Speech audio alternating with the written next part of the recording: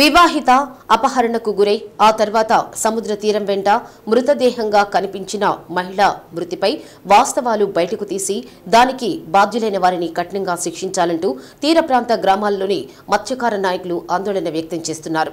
తీరంలో వికటజీవిగా పడి ఉన్న మహిళ హత్య కావింపబడి ఆ పైన మృతదేహం తెచ్చి సముద్రంలో పడేసి ఉంటారని తీర ప్రాంత మత్స్యకార గ్రామ ప్రజలు ఆందోళన చెందుతున్నారు. గతంలో ఎన్నడూ లేని విధంగా ఇలాంటి సంఘటన చోటు చేసుకోవడం పట్ల ఆవేదన వ్యక్తం చేస్తున్నారు. పోలీసుల దర్యాప్తులో భాగంగా పోస్టుమార్టం రిపోర్టులో విద్యుత్ షాక్తో మృతి చెందిందని సమాచారం తీర ప్రాంత మత్స్యకారుల్లో మరింత ఆందోళనను రేకెత్తిస్తుంది. దీంతో మత్స్యకార గ్రామాల్లో సమావేశాలు నిర్వహించి హత్యకు దారితీసిన వాస్తవ పరిస్థితులను బహిర్గతం చేసేలా మరోసారి పోస్టుమార్టం నిర్వహించాలని, అసలైన నిందితులను శిక్షించాలనే డిమాండ్ పెరిగింది. కొత్తపట్నం మండలం చెంచుపాపాయపాలెం గ్రామానికి చెందిన రమణమ్మ ఈ నెల 12వ తేదీ హ్యాచరీలకు పనికి వెళ్లి ఇంటికి తిరిగి వస్తూ అపహరణకు గురైందని మత్స్యకార నాయకులు తెలిపారు. అపహరణకు గురైన 3వ రోజు 15వ తేదీన సముద్ర తీరం వెంట శవంగా రమణమ్మ పడి ఉండటాన్ని చూసి తీర ప్రాంత గ్రామాల మత్స్యకారులు ఆందోళన చెందారు.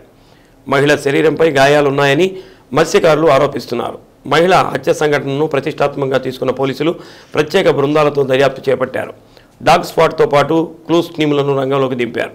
ఎస్పీ మల్లికా గారు ప్రత్యేకంగా సంఘటనా ప్రాంతానికి వెళ్లి సంఘటన జరిగిన తీరును పరిశీలించి స్థానిక పోలీసు అధికారులకు సూచనలు చేశారు. అయితే పోస్టుమార్టం నివేదికలో విద్యుత్ షాక్తో రమణమ్మ మృతి చెందిందనే సమాచారం తెలుసుకున్న మత్స్యకారుల నాయకుల్లో ఆందోళన మొదలైంది. దీంతో ముందుగా చెంచుపాపాయపాలెం, రాజుపాలెం, పట్టపుపాలెం, కృపానగర్, రాజుపాలెం, చిన్నపట్టపుపాలెం గ్రామాలు కలిపి సమావేశం ఏర్పాటు చేశారు. గతంలో ఎన్నడూ జరగని విధంగా మహిళ హత్యకు గురైందని, కానీ దీనిని కప్పిపుచ్చుకునే విధంగా దర్యాప్తు సాగుతుందని మత్స్యకార నాయకులు ఆరోపిస్తున్నారు.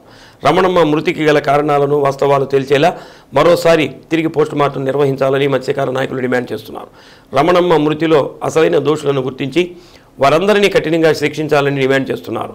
ఈ మృతిలో చెంచుపాపాయపాలెం, రాజుపాలెం, ఈతముక్కల గ్రామాల్లోని హ్యాచరీల్లో పనిచేసే వారే ఈ దురాగతానికి పాల్పడి ఉంటారని మత్స్యకార నాయకులు ఆరోపిస్తున్నారు. వాస్తవాలు తేల్చకపోతే మత్స్యకార గ్రామాలన్నింటినీ కలుపుకుని ఆందోళన తీవ్రతరం చేస్తామని మత్స్యకార నాయకులు హెచ్చరిస్తున్నారు. కార్యక్రమంలో మత్స్యకార సంక్షేమ సమితి రాష్ట్ర కార్యదర్శి సున్నపు తిరుపతిరావు, మత్స్యకార సొసైటీ జిల్లా అధ్యక్షుడు వాయిల శ్రీనితో పాటు పలువురు నాయకులు, తీర ప్రాంత గ్రామాల కాపులు పాల్గొన్నారు.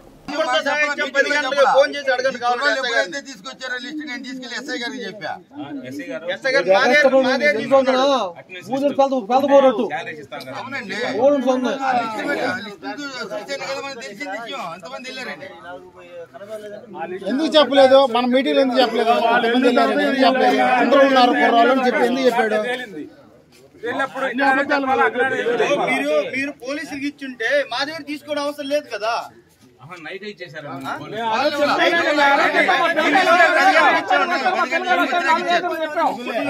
గంటలకు ఇచ్చారు. నైట్ ఎంక్వైరీకి వచ్చారు.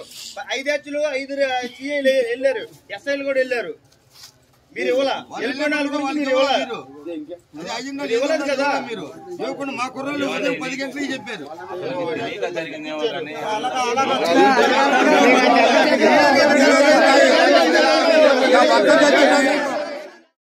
ఉండండి, చెప్పిందాకేనండి. మా డౌట్ అండి, మా డౌట్ వినండి ఒకసారేనండి. అబ్బాయి వినండి సార్, ఒక్క నిమిషం ఉండండి.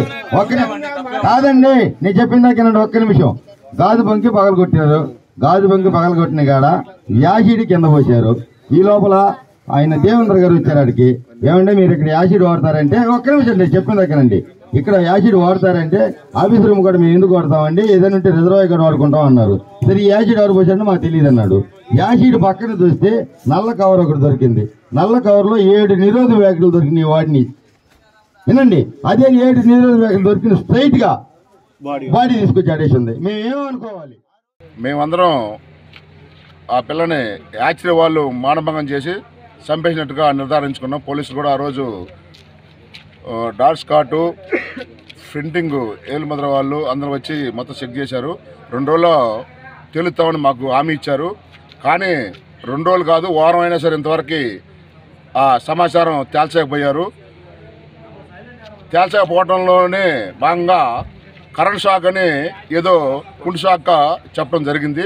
దానికి మా చెంచుపాపాలెం, రాజుపాలెం, కుమానగర్, రాజుపాలెం, చిన్నపట్టపాలెం 4 గ్రామాలు మీటింగ్ వేసుకుని 25, 12/2023 సాయంత్రం మీటింగ్ జరిగింది.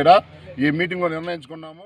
అలా కొండూరు రవణమ్మ అనురాధకి వంటగని వెళ్ళే అమ్మాయి 12వ తారీఖు ఉదయం 6 గంటలకు వెళ్ళింది. సాయంత్రం 5:30కి రిటర్న్ వచ్చింది.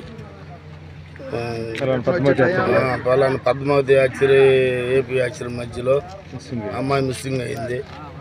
మాకు 6 గంటలు తెలిసింది. 6 గంటలకు వెళ్ళి అందరూ ఎతికాము. అందరు ఎతికినా కూడా 12 గంటల వరకు ఎతికినా కూడా కనపడలేదు. వచ్చేసాము. తెల్లారి 10:30కి సీఓడిన కరెంటు పెట్టినట్టు చూపించారు. ఇప్పుడు మీ గ్రామం అభిప్రాయం ఏంటి? అంతే అంటారా కాదంటారా? మా గ్రామం అయితే అదైతే వాస్తవం కాదు. ఇక్కడ జరిగింది ఒకటి, వాళ్ళు రిపోర్ట్లో చెప్తుంది. చెంచుపాపాయి పాలనకు చెందిన Konduru Ravanamma wife of Jalaiah late గత 4 నెలల నుంచి అనురాధ యాత్రలో పనిచేస్తుంది. ఈ నెల 12వ తారీఖున 12వ తారీఖు సాయంత్రం 6 గంటలకు మిస్ అవ్వడం జరిగింది. అది గ్రామస్తులకు తెలిసి సమాచారం అంతా తెలిసిన తర్వాత ఎంక్వైరీ చేయడం జరిగింది. కానీ 3 రోజుల తర్వాత 15వ తారీఖు ఉదయం 10:30 గంటలకి శవమై బీచ్ ఒడ్డున ఉండటం ఈ ఏరియాలో ఉన్నటువంటి మత్స్యకార గ్రామాలందరూ కూడా భయభ్రాంతులకు గురయ్యారు. ఇది ఎన్నడూ కూడా జరగని విధానం జరిగింది.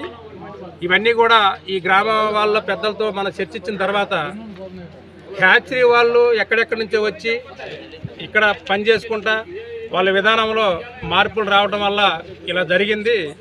ఈ ఫర్దర్గా ఇది ఒకటి జరిగితే దీని మీద వదిలేస్తే ఇంకా మిగతా కూడా జరిగిద్దని భయపడుతున్నారు. దీన్ని పోలీసు వారు అలాగే ఉమెన్ కమిషన్ వాసిరెడ్డి పద్మ గారు కూడా దీన్ని గమనించాలి. అలాగే హోంశాఖ మినిస్టరు తానేటి వనిత గారు కూడా దీని మీద దృష్టి పెట్టి ఎంక్వైరీ చేయించాలని చెప్పి మా తరపు నుంచి మత్స్యకార సంక్షేమ సమితి తరపు నుంచి మేము విన్నవించుకుంటున్నాము. అమ్మాయిని దారుణంగా మానభంగం చేసి చంపి సముద్ర ఒడ్డున చట్టంలో పారవేశారు. అయితే అమ్మాయి ఆచూకీ దొరక 3 రోజులు వెతికారు. దొరికిన తర్వాత పోలీసులు తీసుకెళ్లారు. కానీ వాళ్ళ పోస్ట్ మార్టం రిపోర్ట్లు కరెక్ట్గా రావట్లేదు. ఏదో కావాలని మాయ మాటలు చెప్పి మాయ చేయాలని చూస్తున్నారు. దానికి పోస్ట్ మార్టం సరైన రీతిలో మళ్ళీ పోస్ట్ మార్టం చేసి రీపోస్ట్ మార్టం చేసి దానికి కరెక్ట్గా పోస్ట్ మార్టం రిపోర్ట్ తెప్పించి వాళ్ళ యాచరీ వాళ్ళని శిక్షించాలని